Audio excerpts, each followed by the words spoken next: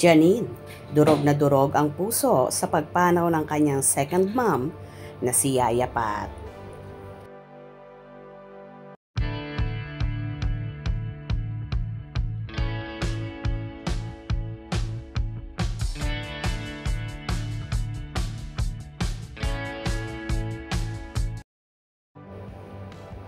Nagluluksa si Janine Gutierrez dahil sa pagpanaw ng kanyang yayang si Patria Chill Espera.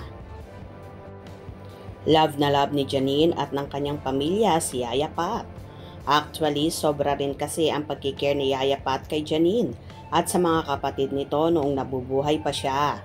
Huling nakita namin si Yaya Pat nang magkaroon ng red carpet event si Janine para sa Lavender Fields sa kanyang Getaway Cineplex 18 last year. Nagpunta roon si Yaya Pat para suportahan si Janine. Kung matatandaan ay kwento ni Janine na kaya rin niya pinasok ang showbiz ay dahil gusto niyang makatulong nung nagkasakit na si Yaya Pat. Nagka-cancer kasi si Yaya Pat at para makatulong siya sa gastusin sa pagpapagamot nito ay nag-artista siya. Sobrang mahal ni Janine at ng kanyang pamilya si Yaya Pat na parte na ng kanilang pamilya nung hindi pa ipinapanganak ni Lotlot de Leon ang panganay na anak. Nag-text kami kay Janine at nag-condolences sa pagpanaw ni Yaya Pat at kaagad siyang nag-reply at nagpasalamat.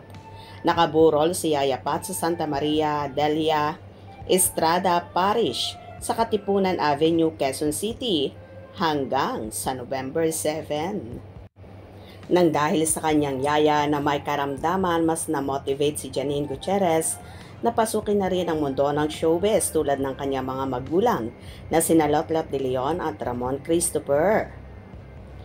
Revelasyon ng kapamilya actress, isa sa rason kung bakit nagdesisyon siyang mag-artista para may paggamot ang kanyang yaya na nag-alaga sa kanya mula pa noong siya ay ipinanganak.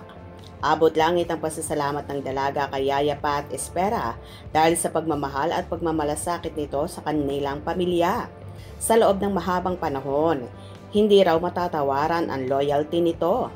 Nasorpresa si Janine nang mapersipat sa magandang buhay ng mag-guest siya sa isang episode ng nasabing programa. Dito sinabi ng actress na pangalawang nanay na ang turing niya rito. Pahayag ng kapamilya star, si Yaya po kasi hindi po ako pinapanganak, siya na po yung yaya ko. So sobrang second mommy ko talaga si Yaya. Tapos nung nag-aaral ako, tinuturuan niya ako ng homework. Regalo niya sa akin, mga dictionary. Actually, mahiyain talaga ako. Hindi ko naman iniisip na mag-artista ako pero nung college ako, si Yaya ay nagkasakit tapos parang hindi ako makatulong. So, sabi ko sa mami ko, Ma, gusto ko nang mag-artista para may panggamot si Yaya. Ayon sa actress. Kwento pa ni Janine, cancer survivor ang kanyang Yaya Pat. Alam mo, nung sinabing cancer, sa doktor hindi ako umiiyak. Pero paglabas ko doon, nasa pasilyo ng St. Luke's, umiiyak ako. Naisip ko, kawawa naman yung mga alaga ko. Baka kapag may ibang mag-aalaga, baka sigawan, baka apihin, paliwanag ni Yaya Pat. Ibinahagi rin niya na bata pa lang ay talagang sweet at thoughtful na si Janine. Tuwing pagdating galing school, kahit hindi ko birthday, paggising, sabi niya, I love you Yaya, you're the best Yaya in the world. Lahat sila. Palagi rin daw niyang sinasabi kina Janine, sabi ko sa kanila hanggang ako yung nag-aalaga sa inyo, gusto ko makatapos kayo ng pag-aaral kasi kung hindi kayo makakatapos ng pag-aaral, ibig sabihin hindi ako magaling na yaya. Matatandaan sinabi ni Janine sa isang panayam na bata pa lang ay marami na ang nagsasabing papasukin din niya ang showbiz kahit pa nagdadalawang isip siya noon. I have to admit talagang sobrang privilege ko bilang anak ng artista kasi bata pa lang ako, tinatanong na ako, kailan ka mag-aartista? Hindi tinatanong kung gusto mo ba. Ang tanong is kailan. So talagang may advantage. So tinaray ko na lang talaga na maging deserving ako na talagang manatilian niya. Nung nagsisimula pa lang si Janine sa showbiz, talagang humarap din siya sa mga challenges kahit pa nagmula siya sa showbiz family. Nakakalungkot man ang pagpanaw ni Yaya Pat, pero buong puso naman na inalagaan ni Janine at ng kanyang Buong pamilya at mga kapatid ang kanyang yaya at hindi talaga nila ito pinabayaan.